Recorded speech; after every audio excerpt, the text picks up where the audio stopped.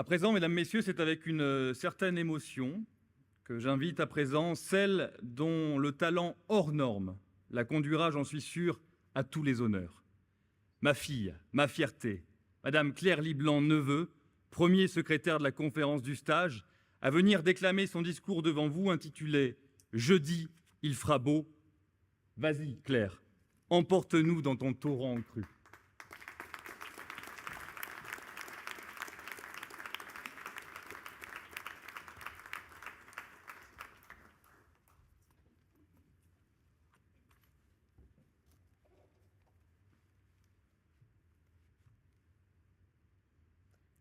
Vendredi 9 février 2024. Vendredi 9 février 2024, il s'en est allé.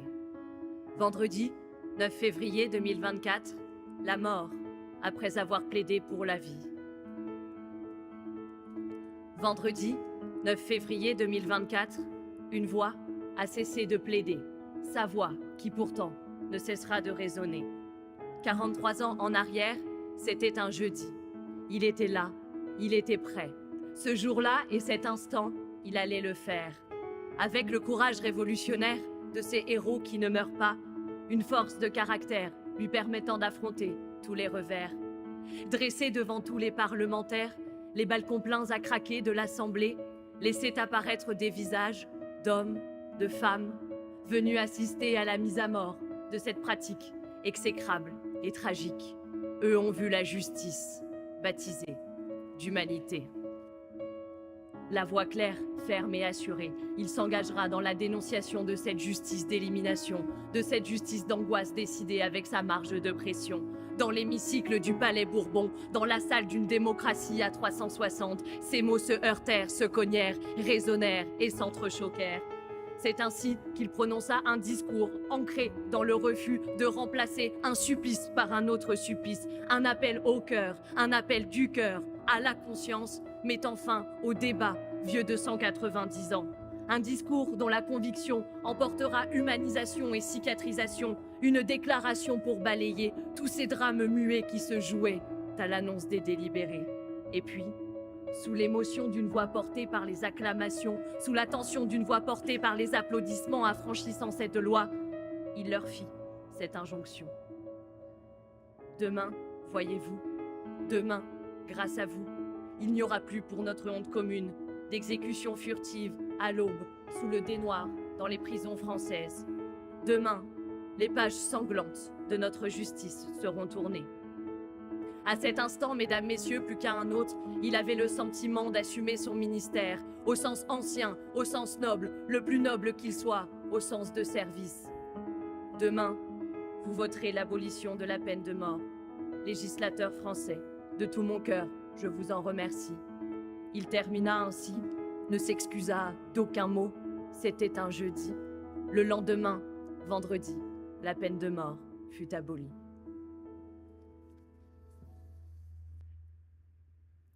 Madame le bâtonnier, monsieur le vice-bâtonnier, distingués invités en vos titres et qualités, mes chers confrères.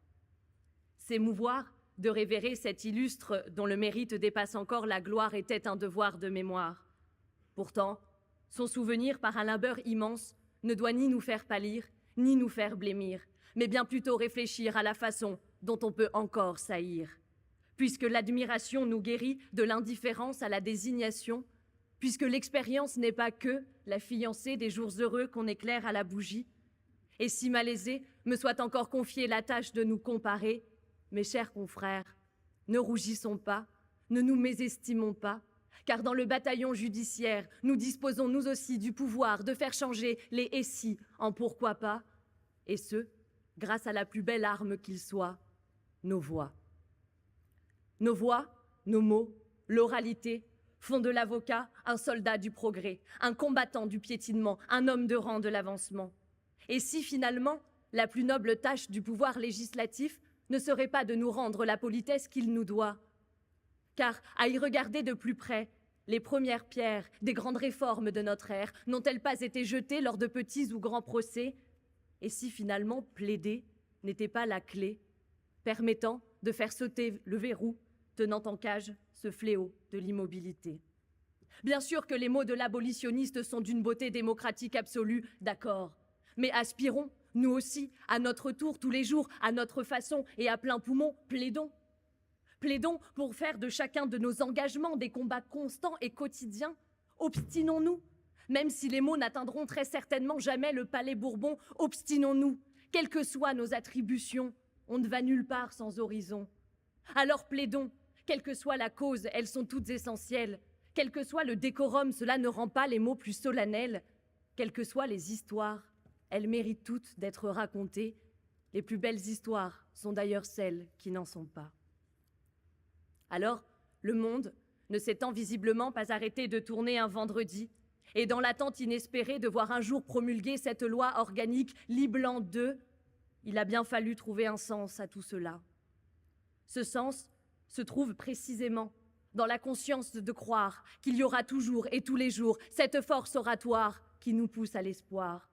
Et oui, à notre si petite échelle, se battre encore et encore, c'est peut-être le triste sort de ceux qui exercent encore, mais jamais sans conséquence lorsqu'on le fait avec persistance, y compris le samedi et le dimanche.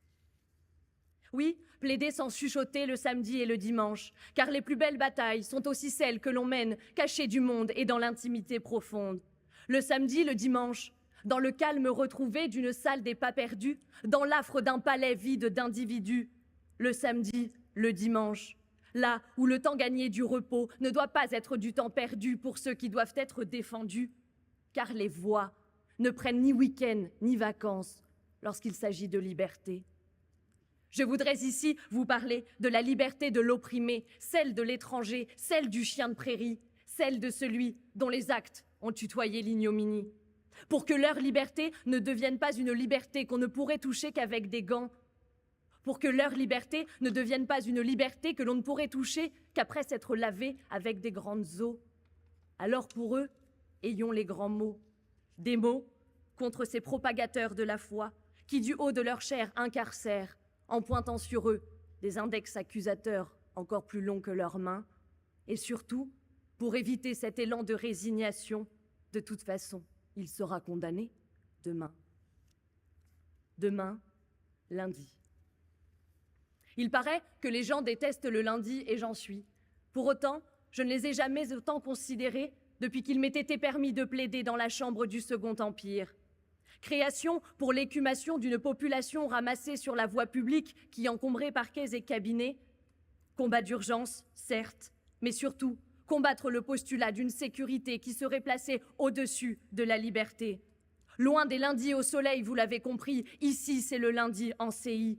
Défendre, assurément, mais se défendre surtout de l'urgence, se défendre à contretemps, se défendre contre les violences de la justice d'urgence, lorsque chacun des dossiers sont considérés comme des cavaliers sacrifiés d'une justice essoufflée. La bataille se résumera ici, à prendre le temps qui ne nous est pas donné, afin que cette chambre, ni aucune autre d'ailleurs, ne devienne des fabriques de jugement. Débordez donc volontairement, afin que justice d'urgence ne rime ni avec bonne enfance, ni avec mauvaise défense. Et même si le décorum ne permettra pas de masquer la violence de l'institution, ne jamais répondre aux empressements de la police d'audience, car non, les méchants derrière la vitre ne sont pas des présences fantomatiques. Cassez donc volontairement la célérité d'une cadence bien trop élevée, là où la faute avouée n'est pas la moitié pardonnée. Alors, je vous l'accorde, mesdames, messieurs, ça n'en vaudra très certainement pas la peine, mais ça en vaudra toujours le coup. Oui, ça en vaudra toujours le coup. Si loin des sciences du passé soient les dossiers, si loin des débats animés ou médiatisés soient-ils, d'aucun ne mérite une voix essoufflée. Par la voix, par la parole, ne jamais se soumettre à la dictature d'un rôle trop chargé qui se veut roi, ne pas se dépêcher ni s'arrêter au prétexte d'une justice asphyxiée qui n'a ni temps ni moyens, et ce, dans n'importe quel domaine. Loin des vociférations endiablées d'une cour d'assises, loin de la jante masculine qui parle fort et prend de la place, plaider dans les couloirs des gens qui ne s'aiment plus, pour les gamins du divorce, pour les mômes de l'ASE, plaider contre l'État dans les CRA, en construction, expropriation, liquidation. On oublie aussi qu'il y a derrière des vies angoissées et des voix essoufflées. Ne jamais chuchoter la défense d'aucun intérêt, et surtout, pour ceux qui ont dans le regard toute la noirceur du monde, ayons les mots de ceux qui la fréquentent. Le lundi, le mardi. Le mardi, voici venu le jour de l'étendard du progrès, car non, nous ne faisons pas que passer. Mardi pour bousculer, contrarier les pensées bien trop ancrées. Mardi pour oser déclamer et avancer. Mardi pour ne pas pactiser avec des phénomènes effrayants, rendre la voix aux rassurants. Des mots libres, des mots désentravés. Pour ceux dont la pensée totalitaire refuse la différence, l'égalité et le progrès. Fût-ce au prix de menaces ou de signes plus inquiétantes encore. Fût-ce au prix de réactions idiotes ou violentes. La résonance des prétoires pour assourdir l'opinion publique. Car oui, les combats de tous les jours sont aussi ceux qui opposent le plaideur à la clameur. Plaidez donc contre la foule et ses emportements, mais toujours pour ses engagements, y compris lorsque l'avocat est conspué ou sifflé, y compris lorsqu'il est bafoué sur des chaînes de télé, y compris lorsqu'il devient une cible individuelle et personnelle, confondue avec la cause ou l'homme défendu. Livrons donc au mépris ceux qui ne comprennent pas que les mots, ce n'est pas nous, c'est ce qui nous sépare de nous. Alors mardi, mettons au tapis l'ignorance aveuglée par des propos imbéciles. Débattons-nous du berceau d'un égo dont le néant distille l'intolérance sur le front du chaos. Avoir le mérite de la difficulté vaincue, car plus le faire est douloureux, plus le faire devient somptueux. Et pour qu'enfin l'importance de ne pas se taire tire sa révérence à l'influence.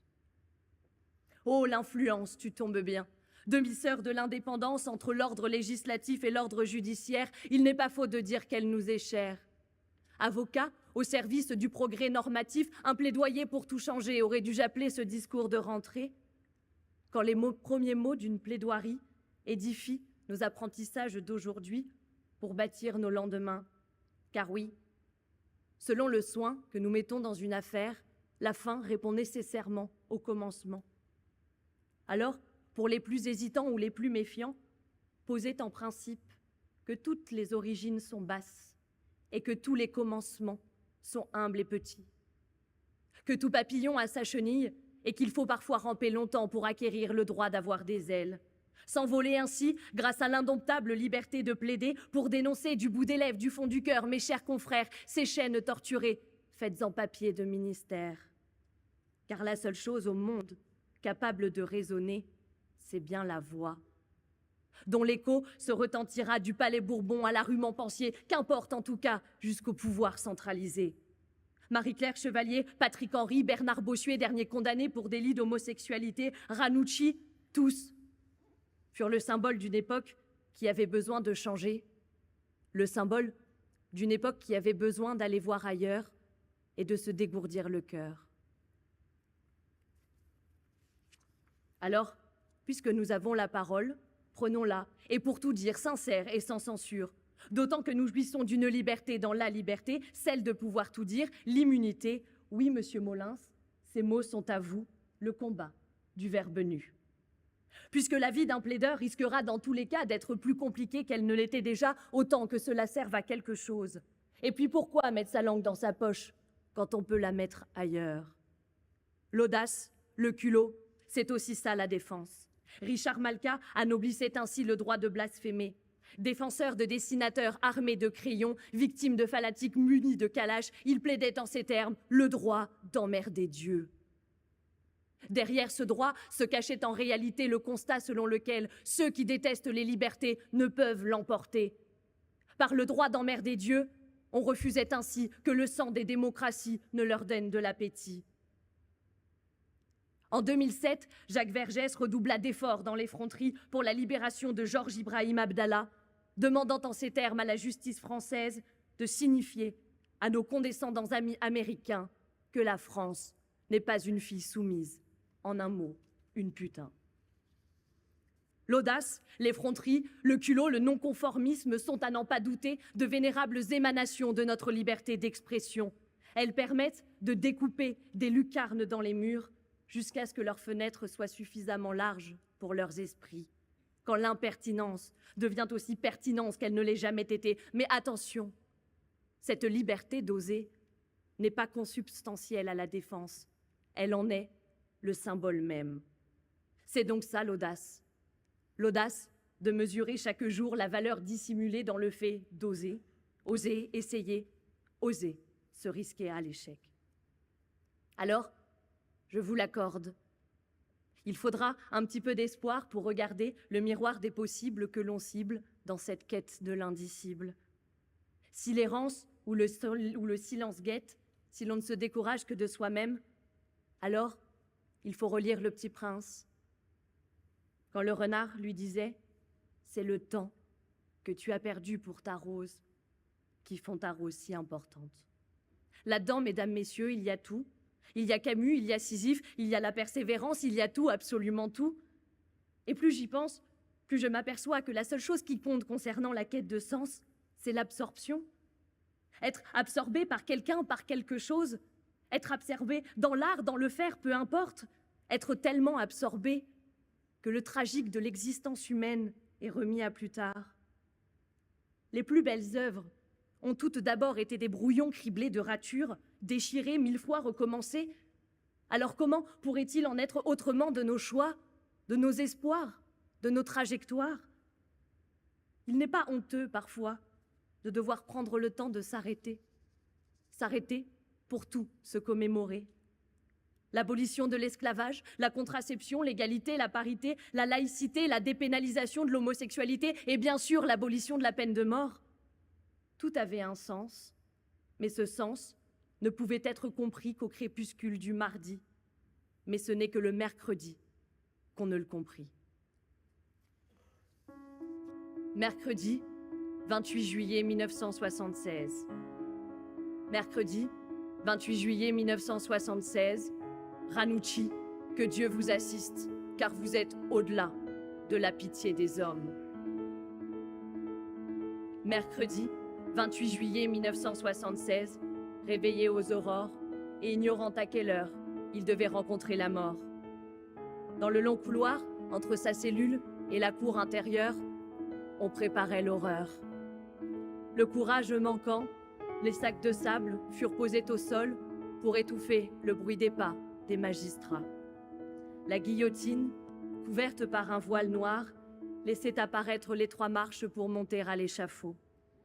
À ce moment, seul le supplicié avait une gueule d'être humain, tous les autres avaient des gueules d'assassins.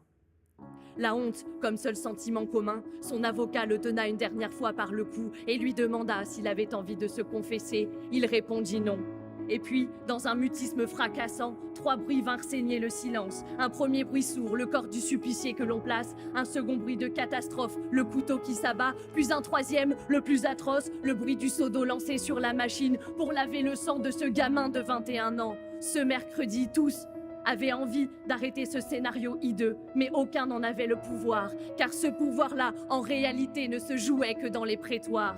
Les prétoires, espoir d'un jour nouveau, car il nous reste encore à réconcilier une époque qui la sépare de ceux qui l'évoquent. Le sens du progrès ne cessera jamais.